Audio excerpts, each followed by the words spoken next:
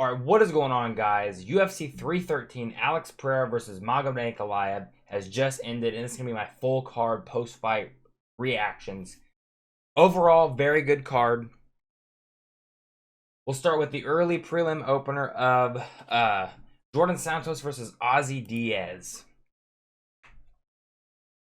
We had a couple questionable decisions this night. This was one of them. The first two fights of the night, I think it was the first two. Yep. The first two fights of the night, I scored for the opposite fighter, and I thought it was very clear. I'll go ahead and pull the scorecards up on my phone. So essentially what you had is the first two rounds, Santos landing the way more powerful strikes. The second round was more competitive than the first. The first one was clearly a Santos round, landing the better shots over Diaz. The second round, they were kind of going back and forth. You could tell Santos was kind of fading a little bit. I mean, that's clearly because he won the fight. Diaz, that is. See if I can pull up the scorecards real quick for that fight. Where'd it go? There it is. So we had, yeah, all three judges agreed. Rounds 2 and 3 for Ozzy Diaz. I just thought in the second round, Santos landed the better, more effective strikes. It was more than likely the optics of how it looked. Because you could tell he was getting tired. He was starting to gas out.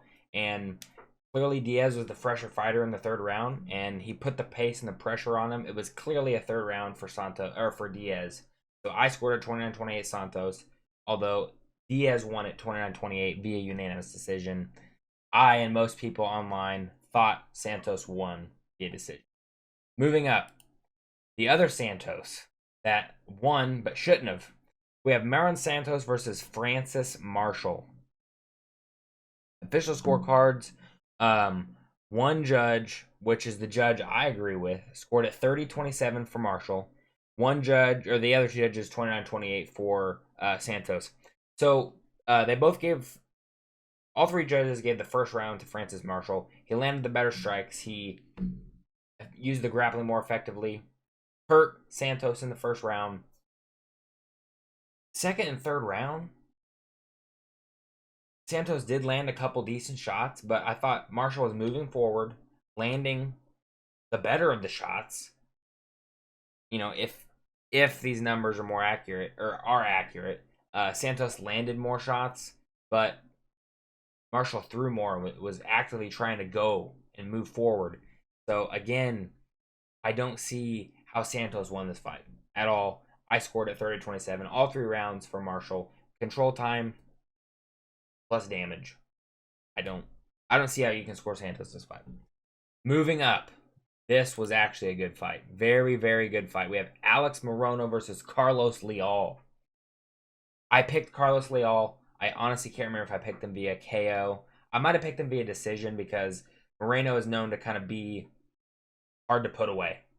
And in this fight, you know, Leal didn't look any different than he did against Renat Fakhretdinov. You know, maybe possibly he was on something and he just wasn't tested because he took the fight on short notice. Looked great in this fight. A little bit suspect. He was just taking the shots from Morono. When he faces somebody that has better power than Alex Morono is not known for his power. When he faces somebody that has good power, he might get chinned. He seems to have a granite chin, but he might get chinned. I mean, not much to say. He essentially battered Morono the whole first round and finished him towards the end. If anything, it was a little bit late of a stoppage, in my opinion. I think they could have saved Morono a few brain cells and just stopped the fight a little earlier. But still, nonetheless, very good fight. I'm excited to see what is going to be next for Carlos Leal. Give him one more fight, maybe two, then throw him into the top 15. Maybe give him Neil Magny next. I don't know. Maybe he might be booked already. I don't know. Definitely be one I'm going to be looking for my fights to make video. Moving up on the card, another great fight. We have Bruno Ferreira versus Armen Petrosyan. I'm trying to remember. Okay, I remember what happened now. I say the scorecards for this fight. So let's look I'm gonna pull up the official judges' scorecards because we had some fouls in the first round. Petrosian hit him with a nut shot. Didn't look that bad of a nut shot, so they started it pretty quickly. This is in the first round. Then, within 30 seconds, hits him with another nut shot that hits more direct, gets a point taken away. So we have one judge scoring at 10-8 with the point deduction for Bruno, and then the other two judges scoring at 9-9. I scored at 9-9. I think Petrosian won the first round. He landed the better shots, landed good shots to the body on Fajeda. I think he tried to go for the grappling a little bit, Fajeda did in the first round, but no real success in that. In the second round, he did, though. So I scored the first round for Arman. So we got it tied 9-9 going in. So it's kind of whoever wins these next two rounds is going to win the fight. Going in the second round, Prereira looking aggressive, just like he was in the first round. He was, kind of bobbing back and forth, kept feinting overhands, and would eventually, occasionally go for him. Eventually, what did he go? I think he went to try to take his back. Then Petrosian was going to get out of that. So he just transitioned to kind of like a triangle armbar. I don't think it was a fully locked triangle. I think it was mainly an armbar. He just had the way he had his legs locked around him, it almost looked like a triangle. It could have been a triangle. I can't remember. Yeah, there's a picture. I don't see a picture.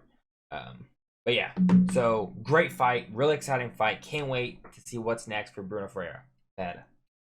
Moving up on the card, the featured prelim. Very good and exciting fight. Easy to score fight. It sucks that we missed out on Curtis Blades. I really was excited to see Curtis Blades fight. But we have Joshua Van versus Ray Tatsura. Tatsura non-stop grappling. Shot for 21 takedowns, secured 4. Every time he got a takedown, Van would get right back up to his feet. The urgency to get back up to his feet was on point for Van. Did okay on the feet. You could tell he wasn't super happy with his performance. He was really looking for a finish. And in the third round, I thought he was going to get a finish. There was some fouling in this fight. I think it was in the second round, if I can remember correctly. I think it was nut shots, Van to Tatsura. Van looked good in this fight. It showed that he can, this is probably the best wrestler he's went up against. I'm trying to think of who else he's fought. I can't think of anybody else off the top of my head. But yeah, solid fight. Give him somebody in the top 15. Give him a top 15 ranked opponent next. Rebook who he's supposed to fight, Bruno Silva. Rebook that fight. I want to see Joshua Van against somebody in the top 15 of the flyweight division. I understand he has a loss to Charles Johnson, but since then he's on a tear. He's beat Cody Durden, who was previously ranked at flyweight. We need to get him up the rankings. I want to see him in a title fight soon. Assuming he can work his way there. I don't want him to be gifted it, but Van's a very exciting fighter. Cannot wait to see what he does in the UFC. Moving up. This was brutal. This shit's brutal, man. We have Bobby Green versus Mauricio Huffy. I'm a fan of Bobby Green, okay? This shit was hard to watch. Huffy gets the first round wheel kick, KOs him cold. Out cold. Knock it off. KOs him out cold. He said he doesn't want to quit fighting. Just book him in fun fights from here on out. Bobby Green. That's all we need. Put him up against some vets. Put him in fun fights. He doesn't need to fight up and coming contenders. It really wasn't much. I mean, they barely threw any strikes. Green had his hands down, and Huffy capitalized on it and got the wheel kick KO. So, really good highlight reel KO for Huffy. Give him a ranked opponent, more than likely, in his next fight. All right, moving up the card. Real barn burner on this. Probably the worst fight of the night. We have Amanda Lemos versus Yasmin Lucindo. I don't know why I picked Lucindo. Probably because Lemos is 37 years old, the tail end of her career. But Lucindo has no fight IQ. Absolutely no fight IQ. Striking's not very good. Even though she outstruck her, according to this, which okay, you give her the third round. Clearly, she went out there in the third round, looked aggressive. She knew she was down 2 rounds. Essentially, in the first 2 rounds, she was just try to implement the grappling and then just get reversed, and Lemos would be on top. When they were striking on the feet, Lemos was landing better the shots. This was a shit fight. This shit should have been on the prelims. They should have put Joshua Van on the pay per view. I understand, the rankings and everything, and they're both in the top 10 of the women's strawweight division. But everybody agrees this fight was shit. Shouldn't have been on the pay per view. Quit putting these shit fights on the pay per view. That's all I'm going to say about this one. Moving up, a good fight. We have Jalen Turner versus Ignacio Bahamondes. So Bahamondes he's going to be getting in the top 15.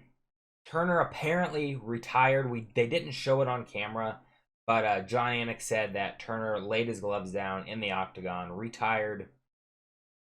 Kind of feel bad for Jalen Turner because, and if he would have just followed up on Renato Moicano, who knows what he'd be doing right now? His confidence might be up higher, or who knows, he might have lost in the meantime already. I don't think he should retire. Do I think he's gonna go anywhere in the top 15 of the lightweight division? No. But I still think he could have success in the UFC. But every time I think he's gonna get that step up in competition, I don't think he's going to rise to the occasion, unfortunately. But Bahamondes does get a triangle choke. There's a triangle armbar. Very good, show good jiu-jitsu off of his back, which is really rare these days, especially in the lightweight division, which is one of the most stacked divisions in the UFC. I cannot wait to see who Ignacio Bahamondes fights next. I see some people online saying to book him versus Mauricio Hufi. I think we should hold that off until they're both higher up in the rankings. I think, honestly, in my opinion, you book Bahamondes versus Fiziev. I think that sounds like a really good fight. Hufi called out Beneil Dariush. I love that fight. Those are two fights. Probably going to be on my fights to make video coming out tomorrow. So, really good fight. Good for Bahamondes to get himself in the rankings at lightweight, and cannot wait to see what he does in the future. Moving on, co-main event. Went how I thought it would. We have Justin Gaethje versus Rafael Fiziev 2. Ended Jake Gaethje winning via decision. I think he won all 3 rounds on all the judges' scorecards. I don't think there was anything funky or fishy about this one. Yeah, okay, all 3 judges scored it the same way. Rounds 2 and 3 for Justin Gaethje, which is exactly how I scored it. Fiziev in the first round landed the better of the strikes. Implemented the grappling almost, I think it was in the first 30 seconds. Went for a takedown, briefly got it. Gaethje kind of reversed. Fiziev was clearly landing the better shots in the first round. Gaethje kind of, dusting off the cobwebs a little bit. I know Fiziev has been out for a while after that injury he had. Second and third round, clear Gaethje round. Gaethje hurts Fiziev badly in the second round. It was kind of towards the tail end of it. He had maybe like a minute left to work. If he maybe would have pressed a little bit harder, he could have got the finish. But Fiziev seemed to recover pretty quickly. And I feel like Gaethje, he kind of had him in that like front turtle headlock positioning. And he was hitting him with shots, don't get me wrong. He was hitting him with some ground and pound. But it wasn't really going to be enough to finish the fight. So maybe if he would have made him stand up. I don't understand this at all. Fighters, this happens all the time. People will hurt somebody and either shoot for a takedown or they'll follow him to the ground, get a few good ground and pound shots. Then they have the chance to stand up because the person on bottom is kind of controlling them and stalling so they can't get landed clean shots on. Just stand up and make them stand up. I feel like if he would have made Fiziev stand up, he probably could have finished him in the second round. But he didn't. Going to the third round, I had it 1-1. Beginning of the third round, Fiziev, I think I called him Fiziev. I don't know. Fiziev was doing better in the beginning of the third round. Then kind of seemed to like he emptied his gas tank and really started fading the back half of that third round. And Gaethje just pulled through. Honestly, his cardio did not look that good in this fight. But Yeah, pulled out second round. So Justin Gaethje won via decision. Get back in the win column. Excited to see him back in the win column, and excited to get my prediction right. So yeah, moving up, the main event: Alex Pereira versus Magomed Ankalaev. Somewhat controversial fight. You have Magomed Ankalaev winning. I'll read the judges' scorecards to you in case you have not seen them. One judge, Mike Bell, which is okay. So Mike Bell, round 1 for Pereira, then rounds 2 through 4 for Ankalaev, then round 5 for Pereira. Same as Derek Clearly.